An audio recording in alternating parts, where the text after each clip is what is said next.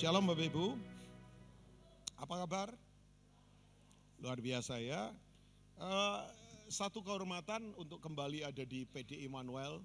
Jadi ini kehormatan buat saya. Ya, jadi thank you Pastor Nathan. Kemudian yang mendampingi saya jelas sahabat baik saya Pak Fauzi, Pendeta Fauzi dengan Ibu. Dan juga ada beberapa pengurus di PD Immanuel. Yang kontak saya namanya Pak Daniel. Ya, oh ya ada Debbie juga. My friend, teman baik saya, nanti kita berbincang-bincang ya. Nah, izinkan saya berbagi buat Bapak Ibu semua. Thank you sekali lagi, ini kepercayaan dari Tuhan. Ya, percayalah, saya kalau berbicara begini genuine ya. Saya datang tidak dengan hati sok tahu, sok paling jago, sok paling pengalaman, sok paling rohani sama sekali. Saya tahu dari Bapak Ibu banyak yang lebih senior dari saya. Secara waktu kenal Tuhan, mungkin secara usia juga. Tapi izinkan saya berbagi, karena saya memang mendapat anugerah dari Tuhan untuk ada di tengah-tengah saudara menyampaikan firman Tuhan. Nah, coba kita akan lihat satu hal yang kita perlu cermati. Kata ini muncul beberapa kali diucapkan oleh Yesus sendiri sebagai firman, yaitu kata berjaga-jaga dan berdoalah. Nah, saya mau beritahu kata berjaga-jaga itu sebetulnya apa sih sebetulnya? Berjaga-jaga itu sebuah sikap mental yang membuat kita kuat karena kita selalu terhubung dengan Tuhan. Jadi ini sikap mental Bapak Ibu ya, sikap mental.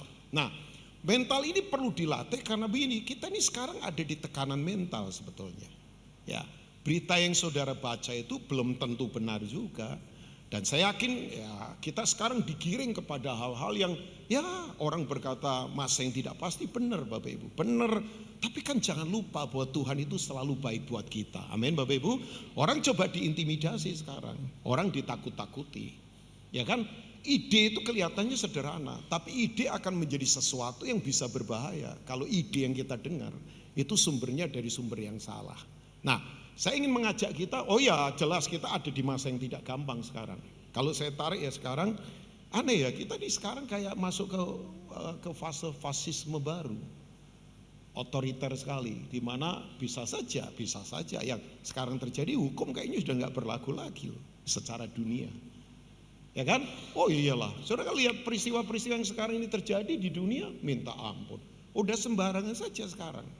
Pemberontakan makin tinggi, kemudian ketidakjelasan jelas ada di depan kita. Ya, saya khawatir satu hal saja, kalau sampai artificial intelligence atau kecerdasan buatan dilepas, nggak terkontrol lagi. Nah itu yang sangat berbahaya karena ini akan mempengaruhi semuanya. Bayangkan, dulu manusia kan memang segambar dengan Tuhan, makanya bisa memproduksi apa saja. Tapi kan manusia selama ini alat yang dia buat itu bisa dikendalikan, misalnya cangkul atau apa ya, atau misalnya sendok garpu, ya bisa saja itu untuk mencelakakan orang. Tapi sekarang apa yang dia buat sudah tidak bisa dikendalikan lagi dengan yang sekarang ini ada ya, AI itu Bapak Ibu, udah tidak bisa dikendalikan lagi sekarang. Ya, nah saya tidak akan membahas itu karena ya, nanti topiknya jadi lain ya. Tapi saya ingin mengajak kita Bapak Ibu, coba kita melihat hal yang kita perlu kita cermati. Nah, di dalam Matius pasal 26 kita coba lihat. Bapak Ibu, ini ada satu taman, di mana taman itu bergumul Yesus sedang bergumul di taman itu, namanya Getsemani. Katakan Getsemani Bapak Ibu. Arti dari Getsemani adalah tempat pemerasan zaitun. Ya, jadi buah zaitun diperas untuk jadi minyak yang murni.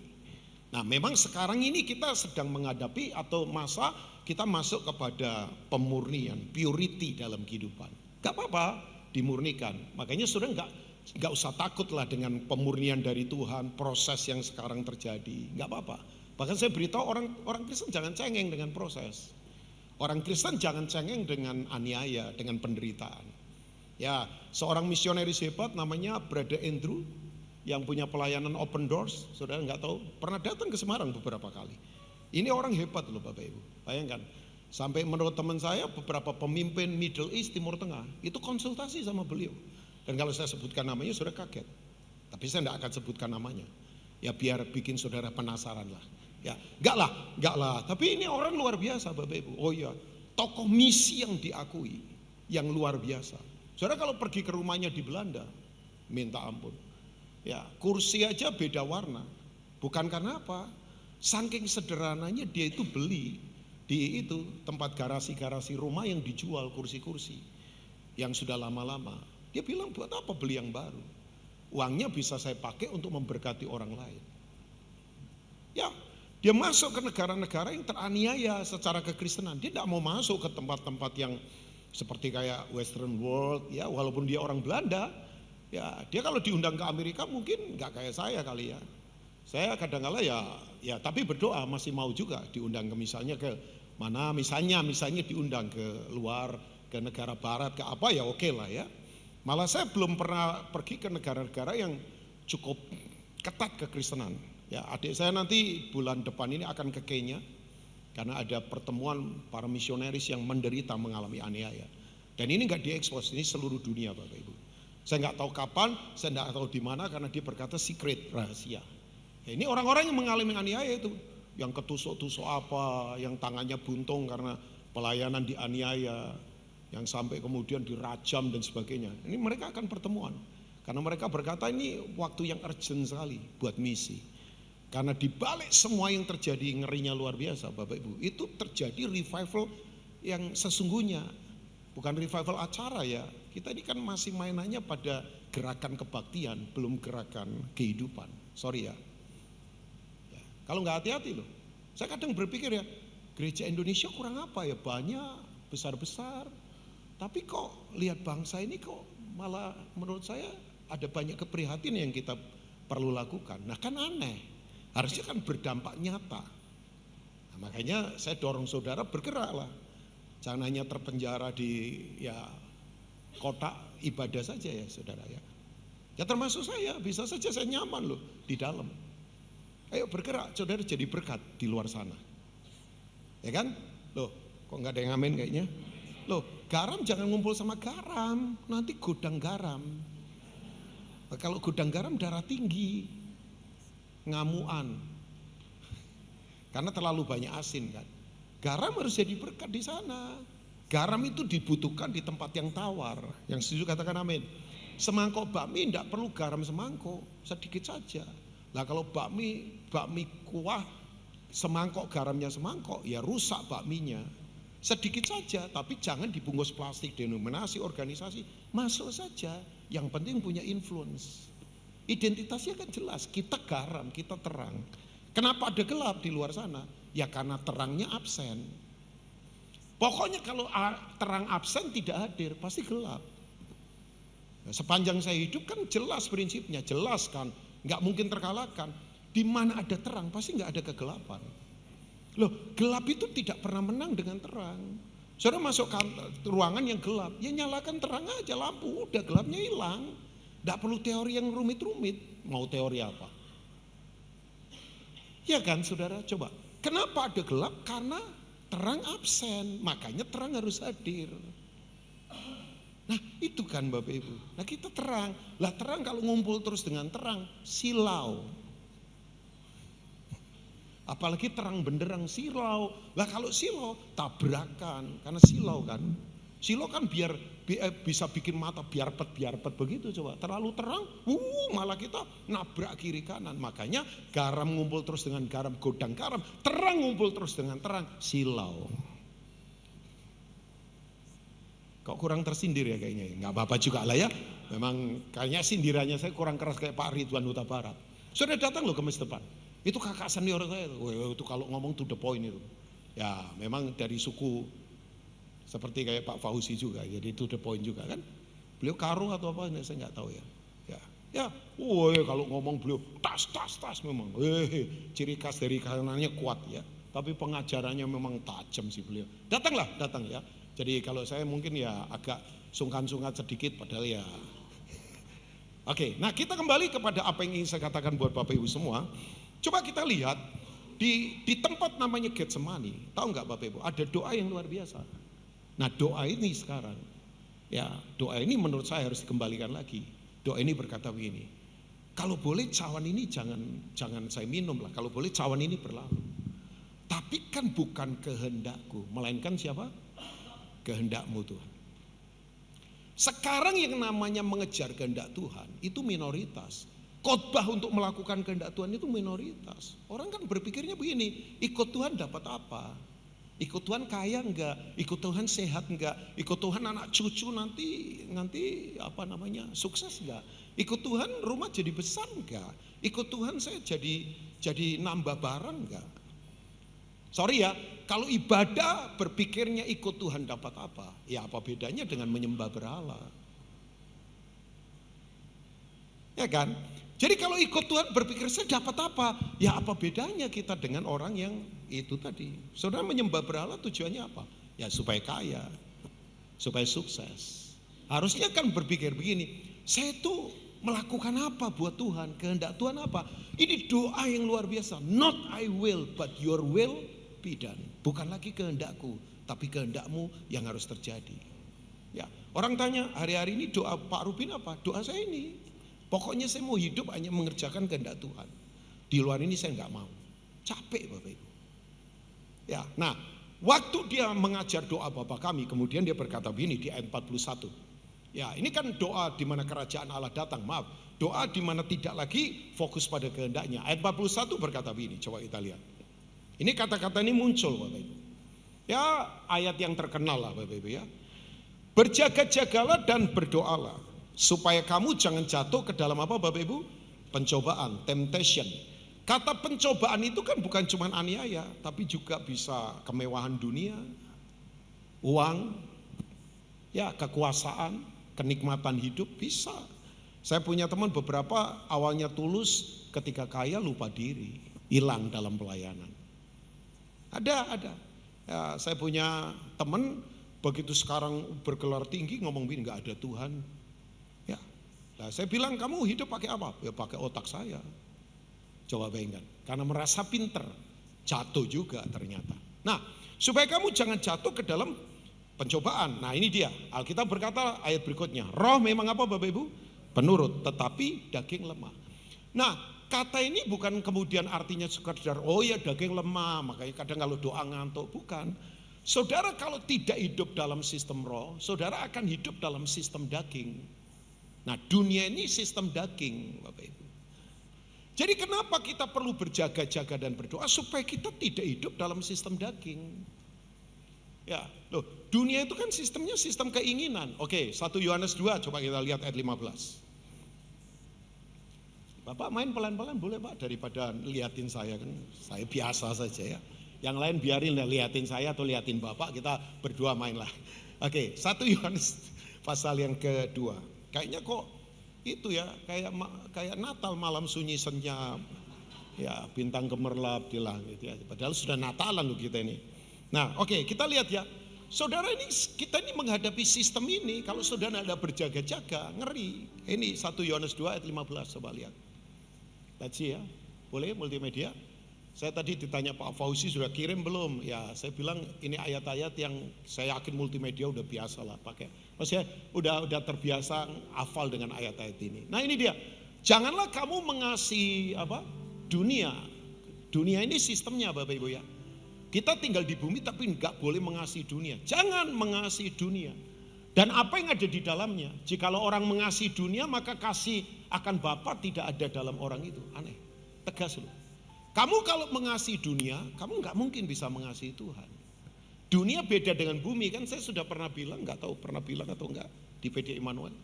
Bumi itu tempat yang ciptakan Tuhan, daratan, lautan, tumbuhan. Nah, sistemnya itu namanya dunia. Nah, sejak Adam dan Hawa sebagai penguasa sistem menyerahkan ke setan, dunia dikuasai sistem gelap. Ya, dunia, kosmos. Makanya kan ada istilah kosmopolitan. Ya, dunia, sistem. Nah, sistem dunia ada 3 kalau Bapak Ibu mau cermati. 1 roh agamawi. Roh agamawi itu begini, cuman pencitraan di luar, dalamnya enggak rohani. Yang kedua adalah mamon, uang. Dan yang ketiga adalah illegal power. Kekuasaan yang bukan dari Tuhan. Makanya arogan. Makanya kemudian kasar. Semua kekuasaan di luar Tuhan itu korup. Pasti korup. Pasti menyeleweng, pasti ambisius manusia. Ya, oh iya, saudara, saya nggak bangga kok dilantik sinode jadi pendeta. Yang penting saya itu diakui nggak di hadapan Tuhan. Tandanya apa? Hidup saya benar sesuai firman. Makanya jangan kaget kalau ada pendeta yang dilantik oleh sinode, tapi mungkin kelakuannya berantakan. Yaitu illegal power namanya. Kayak anak-anaknya Skewa. Pernah baca di Kisah Rasul? Ya kan? Tengking orang gila. Oh, dikejar orang gilanya. Dicabik-cabik, bahkan Alkitab pakai bahasa dilucuti, ditelanjangi karena illegal power. Ya, jadi kekuasaan yang dipakai hanya untuk mementingkan diri sendiri itu bukan dari Tuhan. Karena kuasa Tuhan itu selalu membangun kehidupan. Yang percaya katakan amin. Bayangkan disalib saja Yesus dalam kondisi menderita. Diejek kan, katanya anak Allah, turun ke bawah dong. Saudara tahu enggak, dalam kondisi menderita kuasanya dipakai untuk membangun. Ampuni mereka Tuhan, sebab mereka tidak tahu apa yang mereka perbuat. Saya kadang punya pertanyaan, ya silakan saudara mau menjawab atau tidak di dalam hati. Butuh kuasa mana, ditempeleng orang membalas atau ditempeleng orang mengampuni? Sorry ya Pak ya, ditempeleng orang saudara nendang, itu tidak butuh kuasa. Itu namanya refleks taekwondo, atau refleks pencak silat, atau refleks kungfu. Tapi saudara disakitin orang, saudara tidak membalas dan memberkati. Nah itu lain, elit kan kuasanya. Kekristenan itu begitu. Kuasanya selalu always dibangun untuk konstruktif bukan destruktif. Makanya maaf ya, kalau ada orang ngomong berkuasa tapi hidupnya merusak, perkataannya, bisnisnya, ya kuasa mana itu? Itu kuasa setan. Kuasa itu selalu konstruktif, tidak pernah destruktif. Kuasa tidak pernah merusak keluarga, merusak bisnis orang, merusak nafkahnya orang, merusak posisinya orang, merusak apa saja, enggak ada. Kuasa Tuhan itu selalu, lah dalam kondisi menderita saja dia menyelamatkan orang disalib. Ya, dia tidak berpikir dirinya sendiri. Oh my God. Dia berkata ampuni Tuhan. Padahal dia berkata sama penjahat di sebelahnya kan. Yang sebelah kanan atau kiri? Yang selamat. Loh, yang kanan atau kiri? Loh, kok gak ada yang menjawab? Yang kanan atau kiri yang selamat? Loh, tergantung saudara melihatnya. Kalau dari depan kanan, kalau dari belakang kiri. Loh, gak ada kok salah satunya. Saudara terpancing pertanyaan saya. Makanya baca Alkitab baik-baik. Ya, seperti saya tanya sama saudara, Simpson itu kekuatannya di mana? Gak salah. Rambut itu cuma tanda dia nasir Tuhan. Simpson itu kekuatannya karena roh Allah ada padanya. Lah mau gondrong kalau gak diurapi Tuhan gak ada kekuatan. Isunya bukan cepak gondrong. Itu isi agamawi, berarti di luar mainannya.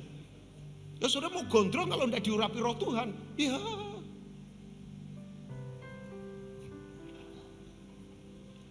Ya sedikit-sedikit lah supaya kelihatan lucu jadi pendeta ya. Oke, kembali kepada ini. Nah ini sistem dunia apa? Ayat berikutnya coba lihat. Coba lihat ya. Saya lihat ke sini nggak apa-apa ya Pak Fauzi. Sebab mata di situ terlalu kecil.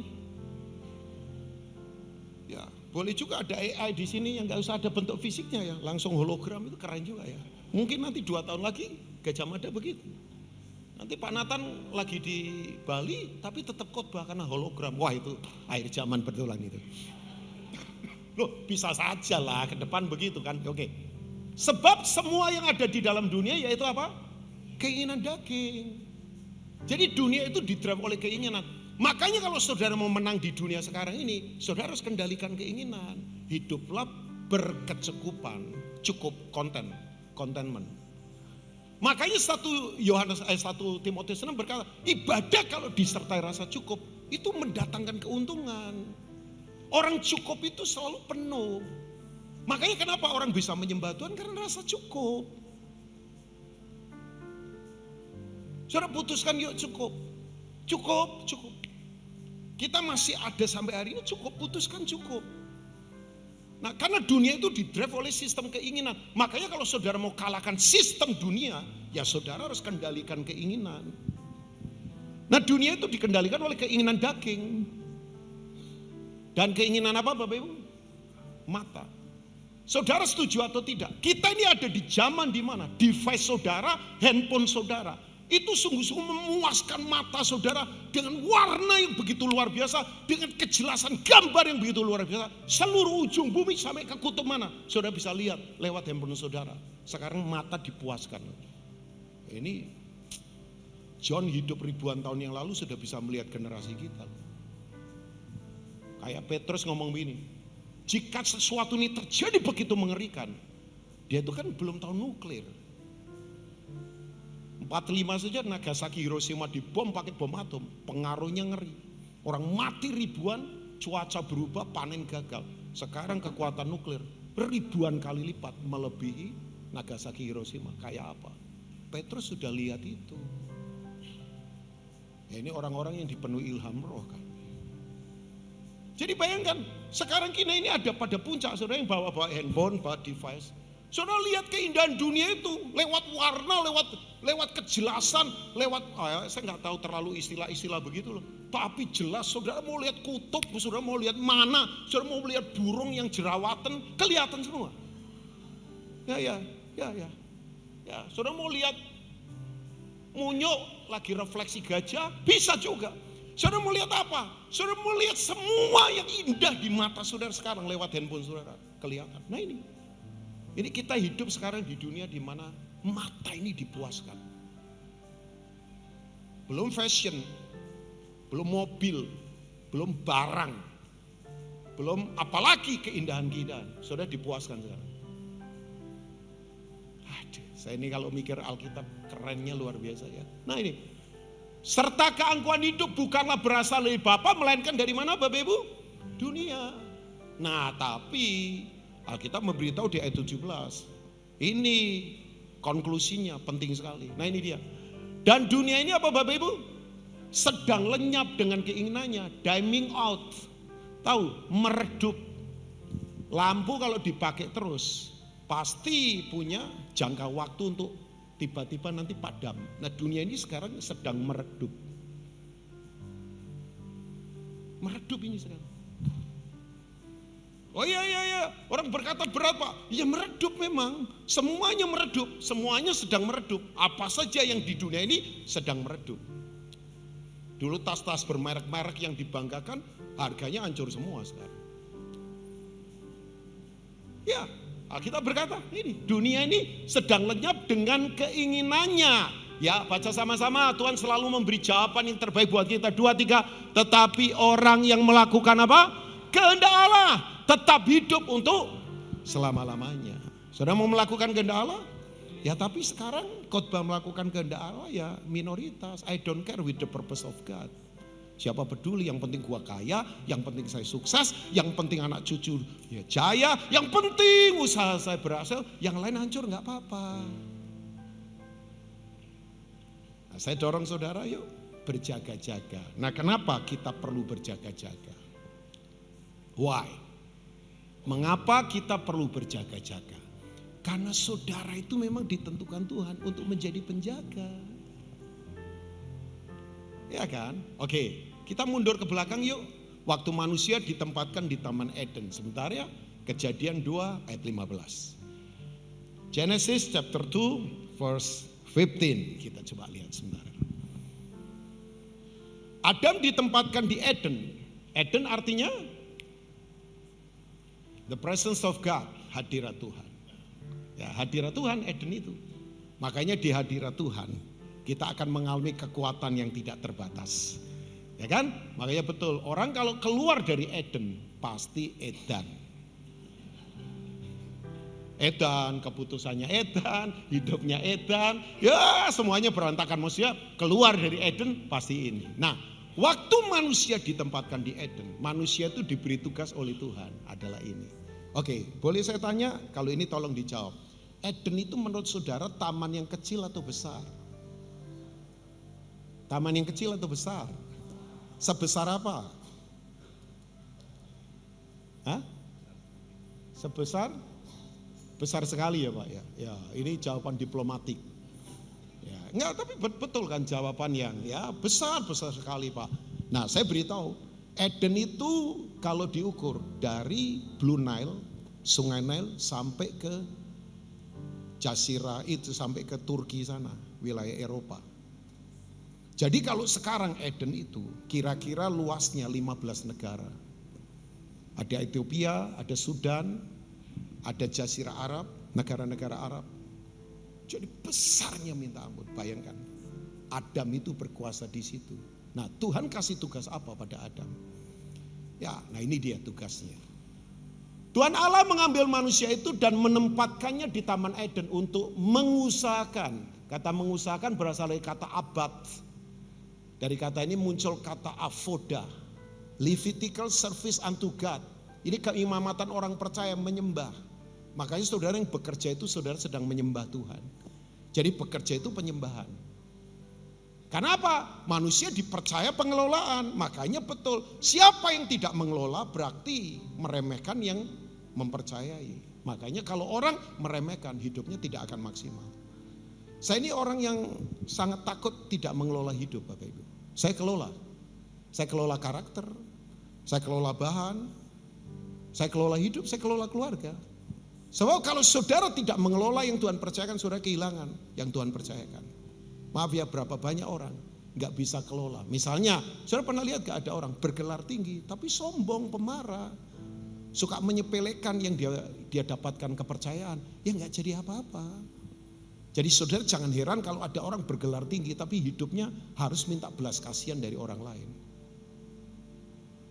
Saya hidup gak mau begitu Bapak Ibu. Sorry ya, saya gak mau punya mental pengemis dalam hidup. Saya kelola yang ada pada saya. Saya kelola uang, saya kelola keluarga, saya kelola apa saja. Saya kelola hubungan, saya kelola pelayanan.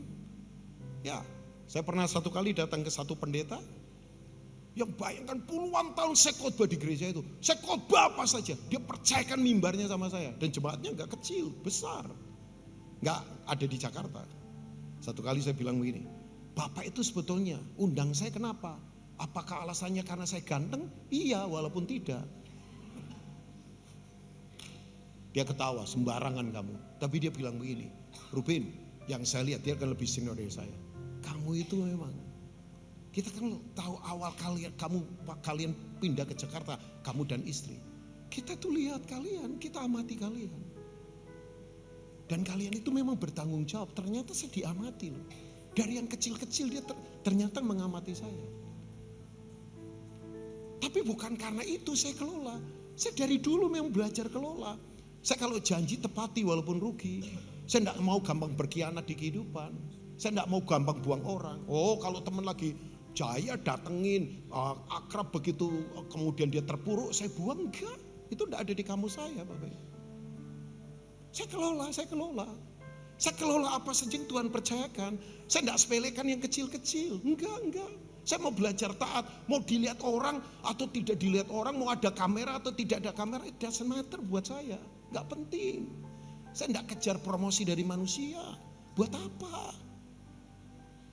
Ya kadang-kala bertanya dua, kenapa PDI Mual panggil saya? Ya saya tahu ini kepercayaan. Nah kenapa saya bisa dipercaya? Ya karena memang Tuhan melihat bahwa memang saya bisa dipercaya. Walaupun saya masih punya kekurangan. Kekurangan banyak lah Pak. Saudara pikir saya ini yang di sini Pak Fauzi yang biasa di mimbar sempurna? Enggak. Kita ada kelemahan juga, kita punya ketakutan juga, kita kadang gak jelas juga, kadang kala salah keputusan juga. Tapi yuk kelola Bapak Ibu, kelola. Makanya kalau berkeluarga saja gak mengelola gimana dipercaya yang besar. Dari kecil-kecil gak bisa mengelola gimana Bapak Ibu. Nah tugas manusia adalah mengelola Bapak Ibu, mengelola. Tapi ternyata gak hanya itu. Tugas berikutnya adalah ini dia, tadi kan belum selesai. Dan memelihara taman itu, katakan memelihara. Nah kata memelihara dari bahasa Ibrani, kalau tadi mengelola itu adalah abad, avoda, worship to God. Ini bahasa memelihara adalah syamar. Syamar itu adalah penjaga, dijaga.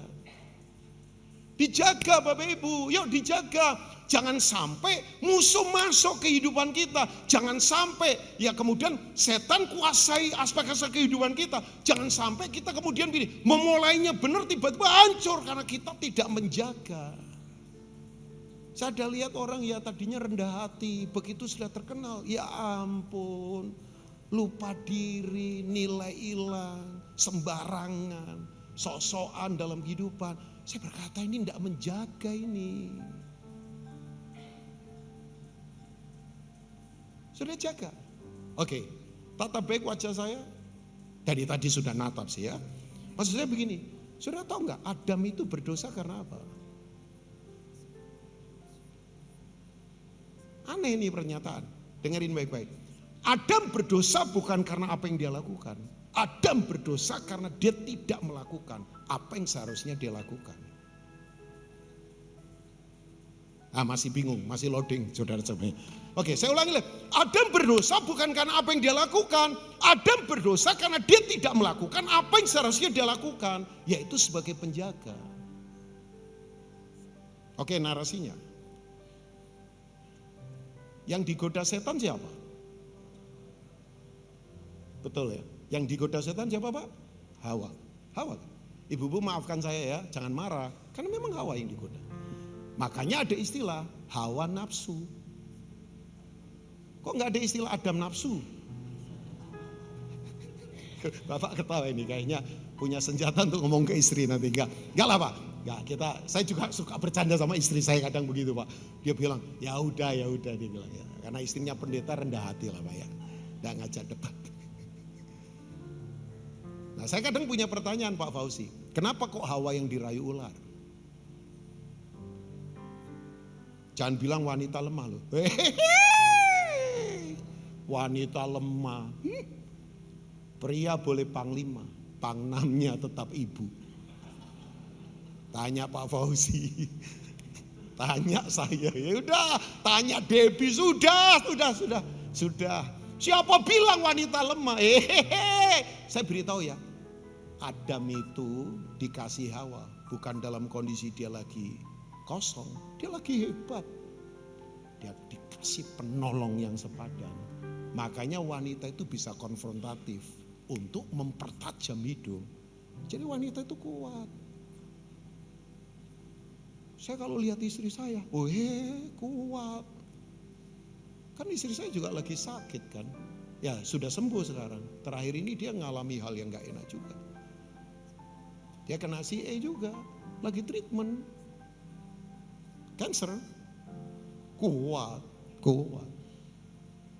Saya aja begitu denger ini, jadi saya ini sekarang adalah suami dari istri yang survivor cancer. Dan ada beberapa pendeta. Saya begitu denger, ya ampun Pak, untung ada tiang, untung nggak denger lagu India, kalau enggak saya, ya pegangan tiang juga. Saya bilang, how come? Kuat istri saya. Ya, nah saya beritahu buat Bapak Ibu semua. Kenapa kok ular rayu Hawa? Karena ini tafsiran saya, tapi nggak sesat. Ini tafsiran kok. Tafsiran saya. Saudara bisa punya tafsiran. Karena buat saya begini. Kenapa setan rayu atau goda Hawa? Karena Hawa itu dengar pewahyuannya nggak langsung dari Tuhan. Dia dengar dari suaminya. Makanya saya beritahu, saudara kalau mau kuat, langsung dengar dari Tuhan. Perenungan firman. Makanya iman jangan pinjaman dari pendeta. Iman jangan pinjaman dari buku. Iman jangan pinjaman dari orang lain. Saudara mengalami Tuhan karena saudara merenungkan firman. Melakukannya dalam setiap aspek kehidupan. Hawa itu terima dari tangan kedua. Alkitab berkata dia digoda. Kita tahu godaannya. Kalau kamu makan pohon ini buah pengetahuan baik dan jahat ini, kamu akan seperti Allah. Padahal manusia sudah diciptakan seperti Allah kan. Sudah tahu? Pertanyaan saya, waktu Hawa digoda ular, Adam ada di mana? Loh, Adam ada di mana Bapak Ibu? Saya pikir dulu dia lagi mainan bola sama gajah. Makanya ada istilah sepak bola gajah yang ngatur skor begitu kan. Atau dia sedang lomba lari sama simpase atau apalah. Atau dia lagi main apa sama siapa begitu. Ternyata dia ada di situ. Makanya waktu Hawa makan buah itu diberikan kepada suaminya yang ada di situ. Baca saja di Kejadian 3. Mungkin multimedia tampilkan boleh itu Kejadian 3 ayat berapa saya lupa itu. Jadi dikasih. Nah begini, Adam harusnya kan begini, setan ngomong sama saya, setan bicara sama saya pemimpin, saya imam, saya raja, saya yang dapat firman, saya yang bertanggung jawab, di keluarga ini saya yang bertanggung jawab. Makanya betul, pria kalau tidak mengambil tanggung jawab sebagai penjaga, sebagai imam, kuat dalam berdoa, punya sensitivitas, punya discernment spirit, punya roh kehidupan doa yang kuat. Sorry itu saya, kalau pria nggak menjadi penjaga, maafkan saya, istri anak gampang dirayu binatang.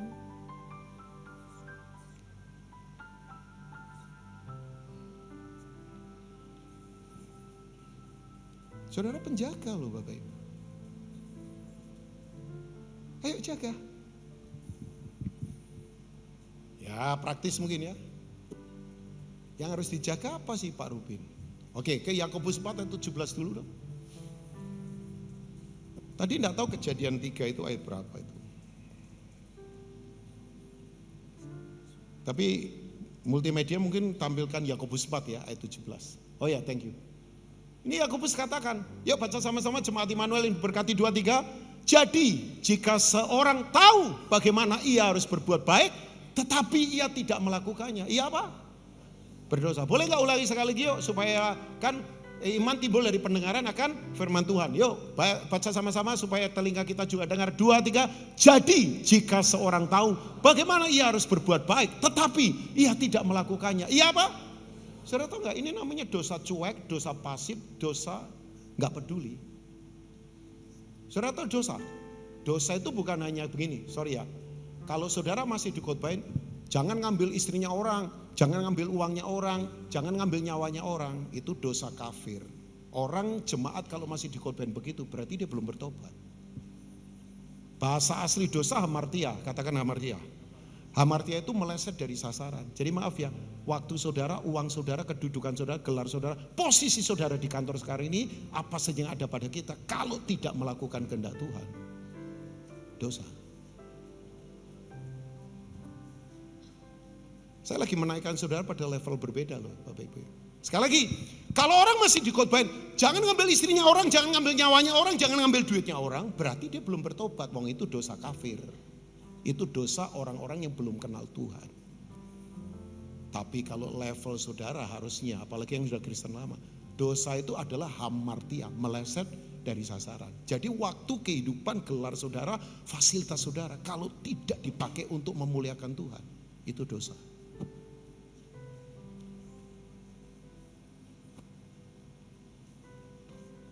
Makanya please ya, saya dorong jangan pasif yuk. Loh, saudara saya beritahu, saudara itu kalau tidak menyerang, saudara diserang. Udah tidak ada pilihan. Setan itu memang gak mau saudara baik-baik. Jadi kalau tiba-tiba mobil saudara tiba-tiba pecah ban di mana, itu setan tidak sedang menyerang mobil atau ban saudara. Dia lagi mau bunuh si kita. Oh enggak main-main saudara. Makanya saya dorong yuk. Jaga. Ya di sini mungkin ada tentara kali ya. Mungkin tentara, polisi atau aparat, saya nggak tahu. Ya, saya respect sekali sama bapak-bapak sebagai pihak yang menjaga keamanan. Tapi kan saya suka tentara itu selalu, coba bayangkan, saya suka kata-kata tentara. Siap, siap. Coba, negara kalau siaga satu, setahu saya kalau salah maaf dikoreksi ya. Itu tentara tidur saja, senjata di tangan. Kalau siaga satu, oh iya, mungkin sepatunya masih dipakai kali. Mandi tidak kayak kita, masih bersolek dulu sekian lama, nggak ada itu. Paling sebentar aja, ready terus. Saya tahu nggak? Kalau ada negara yang sekarang siaga satu terus itu Israel. Israel itu nggak pernah lengah sampai hari ini. Oh iya saudara, mereka selalu siaga satu, ready terus anytime. Karena tiba-tiba bisa di-attack, bisa diserang, bisa di apa saja. Nah kita ini enak kan di Indonesia memang, karena gak ada perang. Makanya saudara kan makan telo saja bisa berjam-jam, coba bayangkan. Itu asiknya di Indonesia Pak, sambil ngopi, waduh, udah nyipratin dengan pengurapan di mana-mana. depan ngomong. Saya tuh kalau di warung kopi, woi, saya lihat amatin mereka, ya ampun, itu ngomong bisa berjam-jam. Pagi itu bisa miliatan, agak siang ratusan juta, nanti agak menjelang sore puluhan juta, sore lagi tinggal jutaan. Begitu pulang toel temennya, bagi dong 50.000 untuk naik Gojek. Hah? Padahal tadi ngomongnya miliatan loh, ternyata naik Gojek saja gak punya uang coba. Sampai bilang, woi berjam-jam, Indonesia itu top memang ya, enaknya luar biasa ya. Coba saudara tinggal di negara yang sekarang lagi perang Ukraina, nggak bisa tuh ngobrol berjam-jam ngopi sambil cekakaan guyonan, tiba-tiba wing, mereka harus siaga terus. Nah saya beritahu, coba yang kita dengar, yang kita baca hati-hati hari-hari ini. Saudara berjaga enggak? Hati-hati dengan kelemahan ya Bapak Ibu. Saya tahu kelemahan saya. Dan saya tidak bersandar di kelemahan itu. Sorry yang lemah di pornografi, hati-hati. Protek handphone kita. Pak Ruben tidak digoda. Ya ampun digoda juga. Saya yakin wajah Pak Fauzi Rohani tapi digoda juga. Digodalah kita. Hati-hati dengan apa saja, daya tarik apapun. Ya, saya terbatas loh ini, saya punya bahasa. Tapi saya berdoa Roh Kudus terjemahkan buat kita semua. Karena saudara penjaga. Nah sekarang pertanyaan saya, yang paling penting kita jaga apa sih? Ya jelaskan, Amsal 4 ayat 23 masa enggak hafal? Coba kita lihat. Bapak mainnya enak loh Pak. Hatinya lembut loh Pak. Ya, saya bisa rasakan ini ya. Ini kalau Coach Jeffrey S. Chandra cocok kali ya. Masih datang ya beliau ya. Oh iya. Ya, saya panggil Coach. Ya. Nah ini dia Bapak Ibu. Jagalah apa? Hatimu dengan segala kewaspadaan. Nah kita ini suka jaga rumah pakai CCTV, anjing helder 10, pembantu 20 misalnya, CCTV di mana-mana, pakai satpam baik misalnya karena saudara pengusaha. Tapi masalahnya yang diserang itu di dalam bukan di luar. Ada di sini yang datang panik, khawatir, takut. Atau pikirannya sudah enggak, hati-hati loh. Sorry ya, jangan merasa kuat. Yudas itu kurang apa? Kurang ajar. Lah Yudas dekat pembuat mujizat, ngalami mujizat, tiap hari lihat mujizat. Kurang apa Yudas itu? Tapi saya beritahu kesurupan loh Yudas itu. Yudas kesurupan. Kesurupan itu ada Bapak Ibu. Kesurupan itu bukan sekedar cuman manifestasi apa yang aneh-aneh, apa jingkrak-jingkrak, teriak-teriak atau apa, nabrak-nabrak apa. Bukan hanya itu. Yang saya takut orang kesurupan tapi nggak sadar. Kesurupan duit. Loh Pak hati-hati, Yudas itu kesurupan uang. Loh saya nggak bercanda, walaupun mungkin perkataan saya menggelikan saudara. Tapi Yudas itu kesurupan uang loh. Gurunya dijual 30 keping perak, bayangkan. Imagine gak Bapak? Yudas sempat menyesal gak? Menyesal. Saudara baca aja Matius 27 ayat yang ketiga. Yudas menyesal. Tapi kan ujungnya kemudian dia akhiri hidup. Jadi bayangkan. Kenapa begitu? Yang gak berjaga-jaga. Tipis godaannya Bapak Ibu. Makanya kan tadi saya katakan ada beberapa orang yang awalnya setia, doa setia, apa-apa tanya Tuhan, kehendak Tuhan. Pak, saya punya teman mantan direktur, gaji tinggi, jadi full timer, gaji tinggal 16%, ya namanya full timer kan hidup oleh iman. Ya, makanya kalau lihat pendeta-pendeta itu kan wajahnya guratan-guratan pembentukannya luar biasa. Saya begitu ketemu orang wajahnya, oh pendeta ini pasti. Karena sama wajah kita guratan pembentukannya luar biasa kan. Proses-proses, disalah mengerti, difitnah, oh macam-macam. Makanya saya bisa lihat orang, saya juga bisa lihat orang yang wajahnya jatuh tempo tiap bulan. Itu ada, jatuh tempo terus wajahnya ketahuan. Kreditnya kebanyakan. Saya ketemu pengusaha, saya bilang, Bapak ini wajahmu jatuh tempo. Kok tahu Pak Rubin? Lah kredit semua saya bilang. Makanya Dia berkata, sembarang, ini teman saya Pak, kalau nggak deket saya nggak berani, nanti dia tengking saya jadi kodok kan nggak enak ini. Tapi Bapak Ibu tahu nggak? Nah ini yang saya beritahu, teman saya ini Bapak, pelayanan sukses Pak, ribuan jemaat, bangun banyak gedung. Dia bilang sama saya, Pak Rubin dulu ya, zaman masih merintis 16% saja hidup dari gaji awal saya. Saya tuh ke Bandung saja berdoa, tanya Tuhan, Tuhan boleh nggak ke Bandung? Kalau boleh kasih dana dong Tuhan. Nggak ada dana. Dari direktur yang bisa naik mobil mewah, tiba-tiba nggak ada dana. Mesti naik. Nah sekarang ada WUS. Dulu nggak ada Pak, parahyangan. Parahyangan yang bukan eksekutif lagi dulu. Ekonomi biasa. Ya, sudah tahu, dia tanya Tuhan. Tuhan kasih dia uang. Dia pergi sama keluarga, ngalami Tuhan, sukacitanya inside di dalam. Tapi setelah jemaat ribuan, dia bilang, saya lebih dari cukup, kaya. Ya sugih lah Pak, kaya Pak. Dia bilang sama saya liburan sekarang, gak pernah tanya Tuhan. Cuman ngatur tanggal sama anak-anak, karena anak-anak sudah gede. Oke, tanggal sekian, tahun depan tanggal sekian. Mau kemana? Eropa, Skandinavia, Jepang, ayo Australia, tinggal di hotel bintang berapa, ayo naik first class atau business class. Ayo mau belanja apa? Ya namanya orang kaya. Tiba-tiba dia kosong. Dia bilang sama saya, kok aku begini sekarang? Dia mengalami pencerahan karena suka merenung. Mas saudara ya, ambil waktu merenung saat teduh. Kontemplasi di hadapan Tuhan. Saya sebelum kesini tadi duduk aja merenung selah. Padahal kan saya sudah pelayanan puluhan tahun, ya bisa khotbah apa saja kan. Kalau ngomong pengalaman, tapi kan bukan itu. Apa pengalaman gak ada artinya, saya merenung. Tuhan engkau taruh apa sih untuk jemaat Immanuel? Paling enggak saya bisa jadi berkat, datang jauh-jauh ke sini kan kalau enggak jadi berkat buat apa? Saudara, tiba-tiba teman saya sekarang ini, baru saya ketemu 2 minggu lalu. Dia sekarang ambil cuman, saya enggak tahu 20% kali. 80% yang dia punya dibagikan buat misi.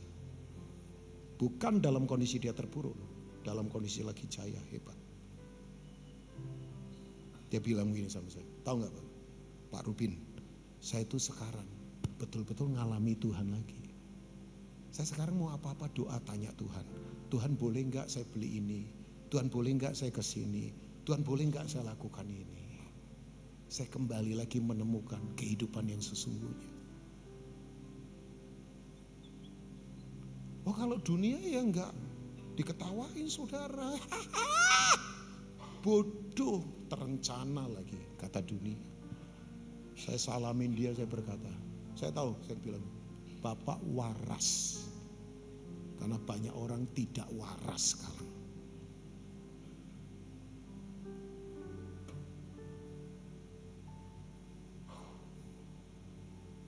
Jaga hati kita. Jaga pikiran kita. Amin Bapak Ibu. Ya coba. Jagalah hatimu dengan segala kewaspadaan karena dari situlah terpancar kehidupan. Lah saudara yang perlu dijaga apa? Ya ayat berikut sebelumnya firman. Makanya saudara harus isi hati kita dengan firman, dijaga sebagai harta paling berharga. Saya enggak mau hidup tanpa firman. Firman saya patri, firman saya peluk, firman saya jaga sebagai harta melebihi uang apapun. Gak penting dunia, gak penting harta, gak penting. Firman. Untuk saudara kuat bertahan di masa tidak mudah ini. Saudara tahu gak? Petrus itu pernah ditengking Yesus gara-gara apa? Coba lihat Matius 16 ayat 23. Gak tahu kok ini soal menjaga tetap di ayat 23 ya, tapi ini Matius 16. Ya nanti cocok lagi ya. Tapi ini dia. Kan Petrus gak suka waktu Yesus berkata dia harus menderita. Masa Mesias gak keren? Mesias kan harusnya keren. Mesias harusnya kan gak mati. Mesias harusnya mendirikan kerajaan hebat. Mesias harusnya mengembalikan kejayaannya Salomo, Daud. Mesias harusnya membuat Israel dikenal di seluruh dunia. Take over Rome Empire. Nah itu konsep Mesias duniawi. Makanya kenapa banyak orang Yahudi gak percaya Yesus? Mesias kok lemah, pakai keledai. diludahi, ditelanjangi, mati dengan cara tidak terhormat. Padahal kan Yesus sedang menghantam perbudakan yang di dalam, yang di luar gak penting. Pernah lihat gak ada orang? Ketakutan sendiri, kepahitan terus. Lah itu yang di dalam, yang harus dibebaskan. Ini, maka Yesus berpaling dan berkata kepada Petrus, nyala. Padahal barusan dia berkata, engkau Mesias anak Allah hidup. Yesus barusan berkata begini, Petrus berbahagia, itu datang dari Bapa. Bayangkan sampai murid-murid kaget, ini pokoknya hebat ini Petrus ini. Kita semua gak nyampe ke level ini. Tapi barusan saya gak ganti pasal, langsung ditengking. Sebab engkau suatu batu sandungan bagiku, ngeri kan. Sebab engkau bukan memikirkan apa yang dipikirkan Allah, melainkan apa yang dipikirkan oleh. Saya tahu gak ciri orang yang memberontak, itu selalu pikirannya adalah pikiran hanya keinginan dirinya terus, bukan untuk Tuhan. Saya punya pertanyaan agak bodoh ya saudara. Ya ini pertanyaan dari saya nggak tahu. Ini menurut saudara saya bodoh atau tidak, tapi ya terserah ya. Saudara itu kenali pikiran saudara nggak? Coba merenung saja ya. Nggak tahu ini pertanyaan sedikit bodoh atau apa. Yang di sini juga nih, my brother dan sister juga. Yang di atas juga, saudara di mana di atas di bawah ya. Saudara itu kenal pikiran saudara enggak? Saya belajar Bapak Ibu, mengenali pikiran saya. Ini liarnya minta ampun, kalau enggak dikendalikan dengan firman ngeri. Kita kadang lihat orang saja langsung berasumsi, udah jeleknya minta ampun, langsung nebak-nebak apa, langsung mengkret apa. Oh ya, makanya saya belajar. Yuk kenali pikiran sesuai firman. Dijaga. Nah sekarang saya tutup. Karena saudara penjaga, saudara jaga ini, ya bahkan 1 Timotius 4 ayat 15, satu ayat lagi sebelum saya tutup.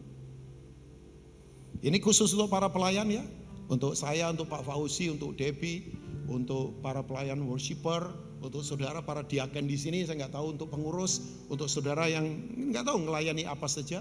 Ini ayat 14 kalau gitu ya.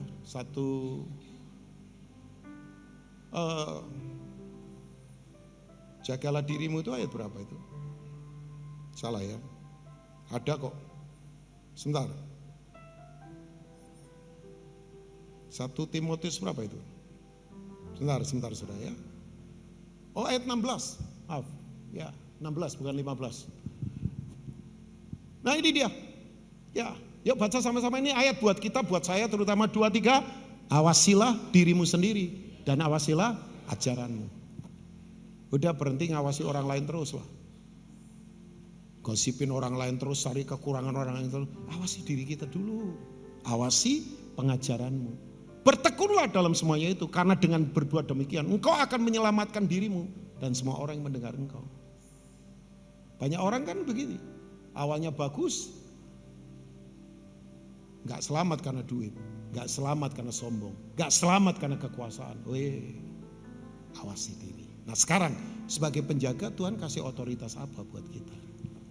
Ya, nah saya tutup dengan Matius 18 ayat 18, coba kita lihat. Ini adalah untuk eklesia. Nanti saya berikan satu istilah, saudara tidak perlu bingung. Istilah ini penting sekali. Saudara ini punya kekuatan tidak terbatas. Nah ini dia. Setelah Yesus berkata, I will build my ecclesia, ayat yang keberapa itu? Aku mendirikan jemaatku. Nggak ada ya. Oh itu Matius 16 ayat yang ke-18. Tapi Alkitab berkata ini. Kalau ayat 17 apa itu? Ayat 17 boleh? Multimedia, thank you. Saya nanti fokus ke sini. Ya, oke. Kalau begitu, ini fungsi eklesia. Jadi saling menegur supaya clear semua masalah. Ayat 18, 19 kalau gitu. Oke. Kita langsung ke ayat 18. Saya ini bacakan buat Bapak Ibu semua. Coba Bapak Ibu cermati. Aku berkata kepadamu, sesungguhnya apa yang kamu ikat di dunia ini akan terikat di mana? Di sorga. Dan apa yang kamu lepaskan di dunia ini akan terlepas di sorga. Nah Bapak Ibu, salah satu fungsi kuasa ini adalah saudara begini. Saudara ikat musuh supaya musuh itu tidak ngelunjak. Dan dia ada di posisi dia lemah, dia tidak berdaya. Dia memang pengangguran yang tidak punya otoritas apapun. Jangan beri kesempatan setan masuk ke kota kita, masuk ke komunitas kita, masuk ke kehidupan sosial kita. Makanya betul, kenapa kota berantakan? Karena penjaga tidak pakai otoritas ini. Ini otoritas para penjaga.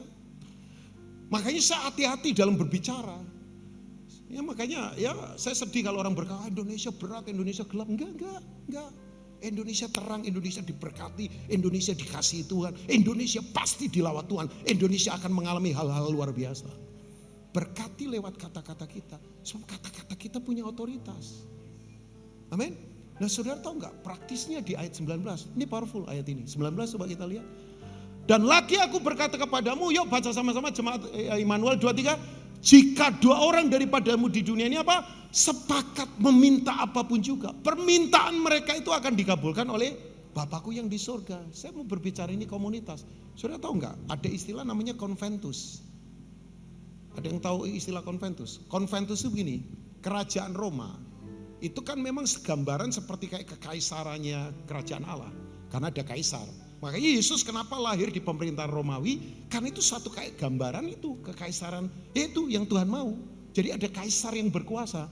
Bapak Ibu begini, di kekaisaran Roma, kalau orang Roma tinggal misalnya di Semarang, 2-3 orang Roma bersepakat minta petisi dari pemerintah Roma, langsung dikabulkan. Saya sarankan saja. Coba ibu-ibu yang ada berkumpul. Bahas soal KDRT. Kan banyak ini wanita yang mengalami KDRT di rumah tangga. Ibu-ibu doa tengkeng roh itu dan ambil jalan keluar. Oh, itu kekuatan dari eklesia konventus. Coba di sini saudara bahas soal apa saja, isu apa saja. Orang yang mengalami pelecehan lah, pinjol lah, ketidakadilan lah atau apa. Pak Rubin banyak kesaksian yang Bapak alami. Oh iya. Ada teman saya Bapak Ibu sekarang nangani orang-orang korban itu diperjualbelikan. Dan banyak dibebaskan sekarang Bapak Ibu.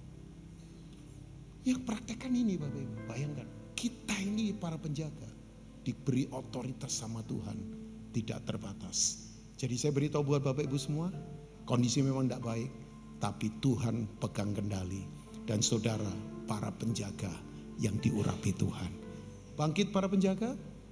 Kelola semua yang ada pada kita, tolong jaga keluarga kita, jaga hidup kita, jaga apa yang kita dengar, jaga yang apa yang kita baca. Karena kita memang para penjaga. Tuhan Yesus memberkati, saya berharap ini menjadi perenungan buat kita. God bless you all, Tuhan memberkati semua. Mari bangkit berdiri bersama-sama.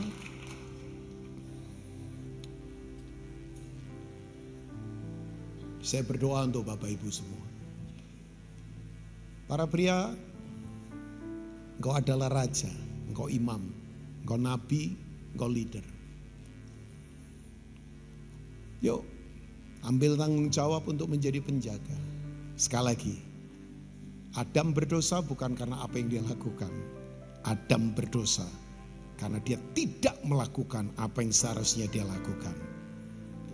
Dalam konteks Hawa digoda ular, dia ada di situ. Dia diam saja, dia pasif.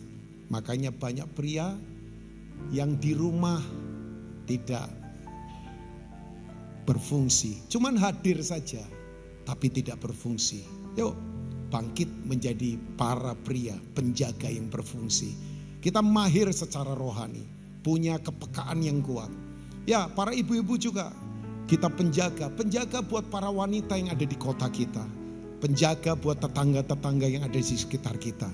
Ya maafkan saya, kekristenan itu bukan lembaga untuk hal-hal yang biasa. Ini adalah lembaga institusi rohani kerajaan Allah yang melebihi semua apapun pemerintahan yang ada di atas muka bumi ini. Sebab kita punya otoritas dari sorga sendiri. Kita para penjaga. Saudara tidak usah khawatir, ada kekuatan yang tidak terbatas. Tuhan sanggup melakukan banyak hal luar biasa. Karena para penjaga dipilih Tuhan memang untuk menjadi berkat, untuk menghancurkan semua kekuatan musuh dan menegakkan kebenaran, ditegakkan di komunitas kita, di bangsa kita, di kota kita. Hamba berdoa Tuhan, biar apa yang Kau sudah sampaikan ini termeterai di hati kami. Kami tidak akan membiarkan sedikit pun musuh untuk menguasai apa saja. Kami mau tetap kuat berdiri di dalam kekuatan Tuhan. Ada otoritas di mana kami punya kuasa mengikat dan melepaskan. Ada otoritas di mana kami bisa mengubahkan apa saja. Karena Tuhan beracara di dalam hidup kami. Terima kasih. Hari ini yang lemah dikuatkan. Hari ini yang gemetar ditegakkan. Hari ini yang khawatir, kami kuat kembali. Karena kami tahu Tuhan memberi kami otoritas sebagai para penjaga. Kami tidak mau lengah. Kami tidak mau dikalahkan. Kami tidak mau dikuasai. Kami tidak mau dipengaruhi. Kami mempengaruhi. Kami punya otoritas. Karena kami penjaga yang luar biasa. Berkati umat-Mu hari ini. Beri kami pengertian. Hamba selesai. Tapi hamba berdoa meteraikan firman ini dan memerdekakan setiap kami dalam nama Tuhan Yesus. Haleluya, yang diberkati. Mari katakan